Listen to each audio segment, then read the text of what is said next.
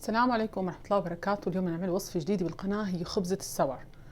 عندنا هون 500 جرام طحين، عندي هون شي 310 جرام مي، عندي 11 جرام ملح، والخميرة الطبيعية اللي نحن حضرناها مع بعض حضرتها معكم بالقناة. فهلا بدنا نشتغل فيها الوصفة الثانية. أنا هلا هون رح أخذ من هذا المطربان 120 جرام خميرة وحط فوقهم ارجع غزيها مشان ترجع تتفاعل عندي خميرة جديدة. هلا هون شايفين عندي ما شاء الله على الخميرة.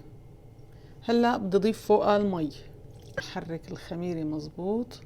انا هاي الخميرة مثل ما قلت لكم بحفظها بالبراد، ووقت الشغل طالعها.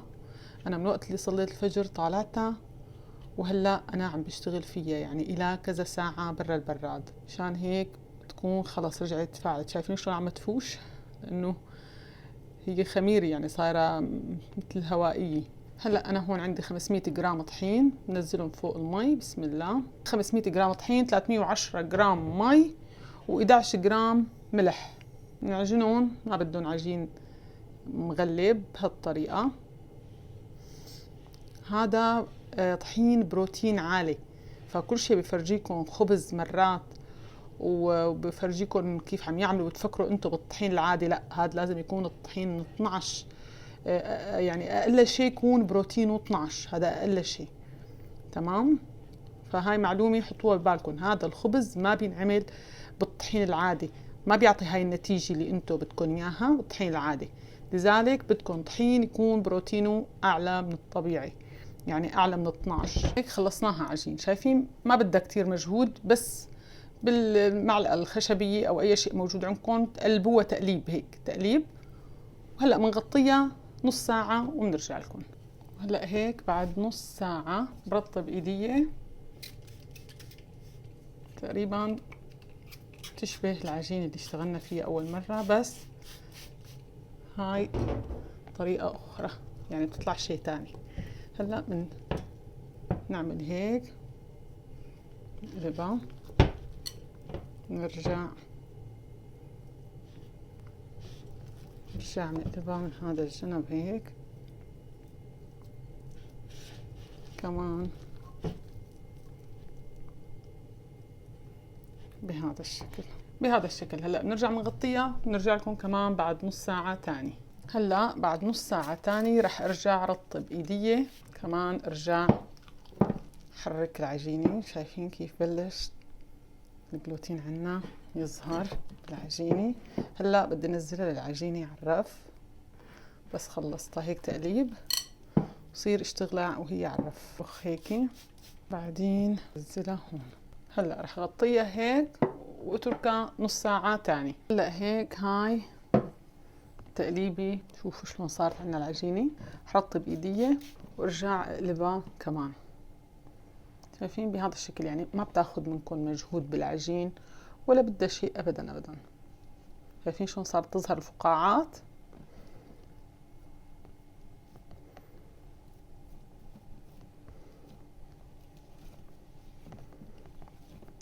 بهذا الشكل.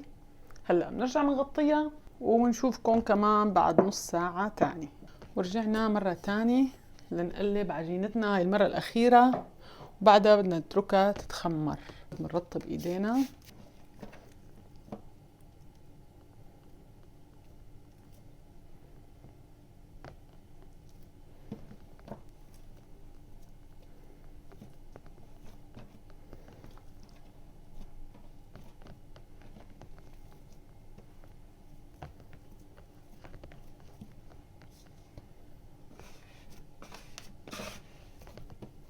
هلا بدي، شايفين ما شاء الله، فرجيكم الفقاعات، شايفين؟ هلا رح احطها بهذا الصحن ونغطيها ونتركها شي 3 ساعات تتخمر، وبعدين بنرجع لكم. وهيك مثل ما شايفين بعد التخمير، شايفين ما شاء الله، شايفين فقاعات. هلا بدنا نحطها، بدي رش هون على قماش طحين، بدي رش عليه طحين مشان ما تلزق العجينة. نحطها هون على القماش، نفردوا هيك على قد ما بنقدر. هني كان عندهم قوالب خاصة، هاي القوالب بتجي مثل سلة الخيزران او هيك، وبيجي بقلبها قماش مثل اكياس البطانية اللي كانت عندنا قبل، وبحطها هلا هيك بقلب هذا الصحن. نعملها يعني على شكل هاي اللي عم احكي لكم عنها، السلات اللي بكونوا بنحط فيها الخبز بهذا الشكل. هلا على هاي الخشبة بنزل العجينات اللي انا عاملتهم، شايفين بهذا الشكل. هلا بفردها هيك،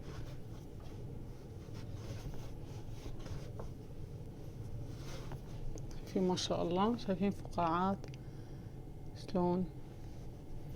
هلا بعملها بهذا الشكل هيك هيك،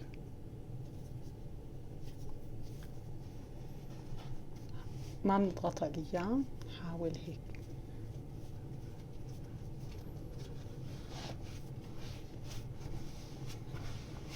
حاول هيك نلمها وبنحطها بهذا الصحن اللي نحنا حضرناه،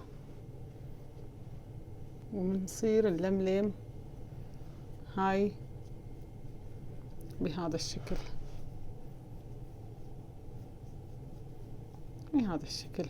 صارت عنا جاهزة. هلأ بنضبضبها وعلى البراد، نحطها بالبراد لبكرة الصبح بإذن الله تعالى، ونشوفكم إن شاء الله. هلأ رح رش عليها هيك رشة طحين عشان ما يلزق عليها القماش إن شاء الله، ومنسكر هيك عليها، ما بنضغط عليها أبدا أبدا.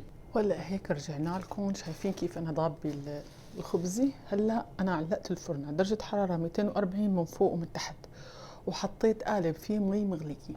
هلا هاي الطنجرة فاضي، رح دخلها على قلب الفرن تسخن، وبعدين بنكمل شغلنا. هلا بدنا نحضر خبزتنا. انا الي شوي طالعتها من البراد، صليت وطالعتها. انا عندي هاي مخصوص جايبتها مشان الخبز، انتو اذا ما عندكم اياها عادي بسكين، انا قبل ما اجيبها كنت استخدم سكين. هلا بدنا نقلب العجينة على هاي الورقة، شايفين ما شاء الله. الطنجرة بالفرن عم تتسخن، شايفين. نظبطها هيك، نرش على وجهها طحين، شايفين كيف ما احلاها. وهلا بدنا نعملها، رح اعملها اياها هيك بهذا الشكل من هون، اخذها هيك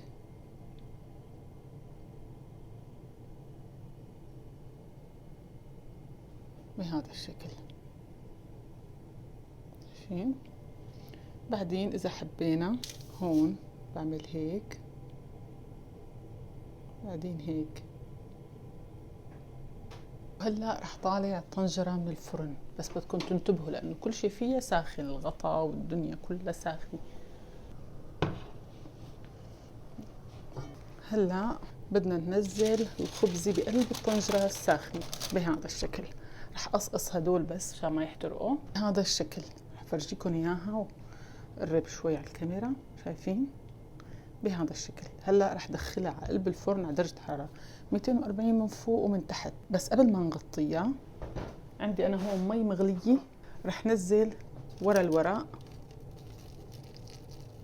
شوية مي. هذا المي بيعطيها بخار ظريف وقت الشوي. هلا رح ندخلها على الفرن ونشوفكم بالمرحلة الجاي. هلا هون بهاي المرحلة رح نتفقدها.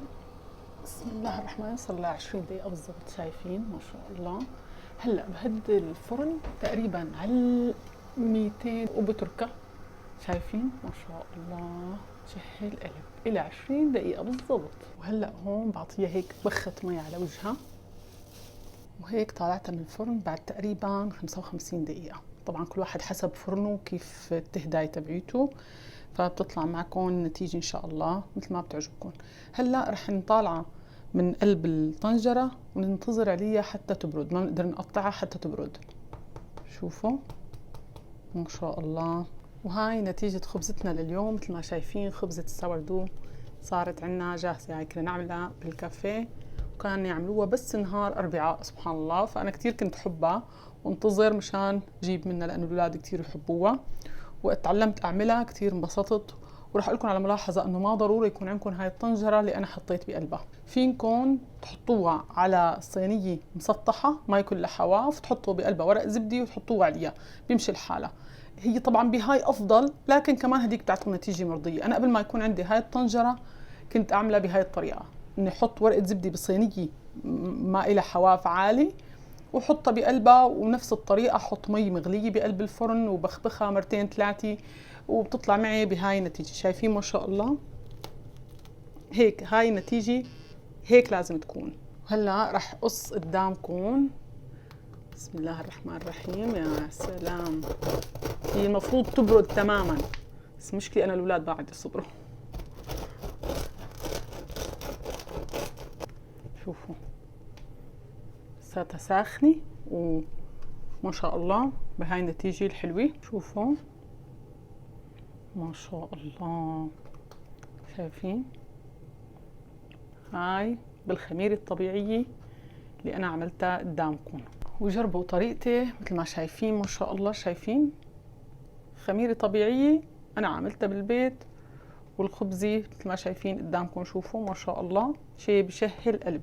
جربوا وصفاتي بنفس التفاصيل أنا بعطيكم إياها، وإن شاء الله بتطلع معكم بالنتيجة أنتم بتمنوها. وعاد وصفاتي ما بتعرفوا تجربوها، إن شاء الله يا رب تجربوها. تنال إعجابكم، نال دعاء نحو القلب الرحمة. والسلام عليكم ورحمة الله وبركاته.